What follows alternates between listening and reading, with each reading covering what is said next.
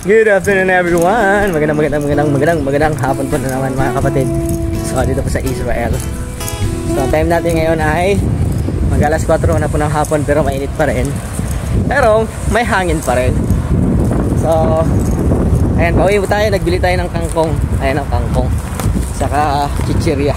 Tropic. Ay, cracklets. So yung kangkong dito nasa 30 shekel. So 15 shekel ang isang balot. So nasa 230 to 250 pesos kung hindi ako nagkakamali.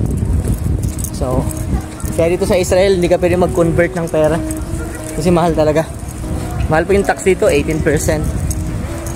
So ayan, may nagtanong mga kapatid, may nabasa ko na comment sa ating comment section. Gusto niyo makakita ng olive, puno ng olibo. Actually yung olive very common na puno sa Bible. Actually that is the national tree also ng Israel. And kung mapapansin nyo dito sa mga sundalo, makikita nyo yan yung branch of olive sa kanilang mga suot, symbol. So syempre kung hindi ako nagkakamali, yan din yung sanga or branch na dinala ng isang ibon nung time ni Noah, nung flood ni Noah. So ayan, anuin natin yung request niya. Na pakita yung puno ng olives. Very common yan dito sa Israel yung olives mga kapatid. Actually nung nakaraan namulaklak na yung olives. Kasi ngayon ay nagsisimula ng mamunga. So ang maganda lang sa olives, habang tumatanda yung olives, mas lalo siyang nagiging mabunga. Hindi siya nawawala ng bunga. The moment na mag-start na siyang mamunga, tuloy-tuloy na yan mga kapatid.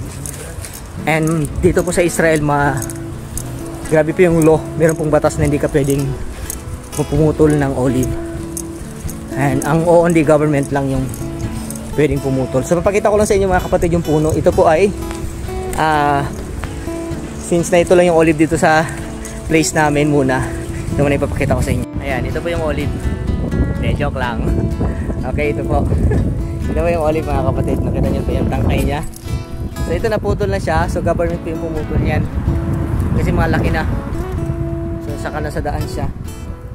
Yan natin mo mga kulubot-kulubot. Normal po sa kanyang katawan na kulukulubot. Ayan. Bira ka makakita ng olive na straight talaga. Kagaya ng nyog.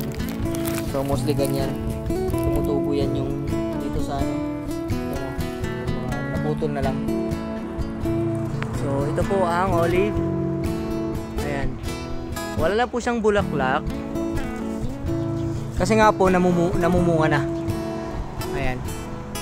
Napansin niyo po, after ng bulaklak, bunga na. Ayan.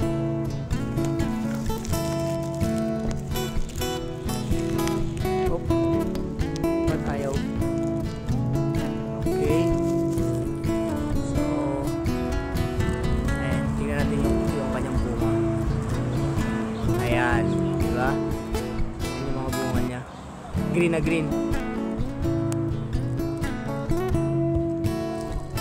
Diba? So wala na siyang bulaklak, pero marami pa ring dahon.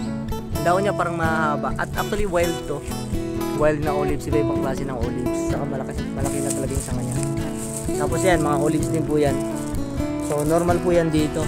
Titas tayo ng bunga. Ito ba yung bunga niya? Ayan. Maliliit pa, lalaki pa to. So ayan. Ito po yung bunga niya. Try natin man.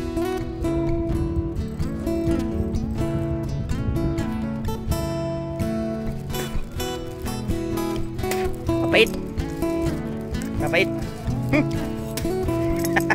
Mapait. Kaya ano pa, binababad talaga sa suka or anything para hindi na siya mapait. Okay, so ayan mga kapatid, last na olive tree dito sa Israel. Very common mga kapatid. And syempre, napakahalaga sa story ng Bible at sa kasaysayan po ng bayan ng Israel. Paalam, bye-bye.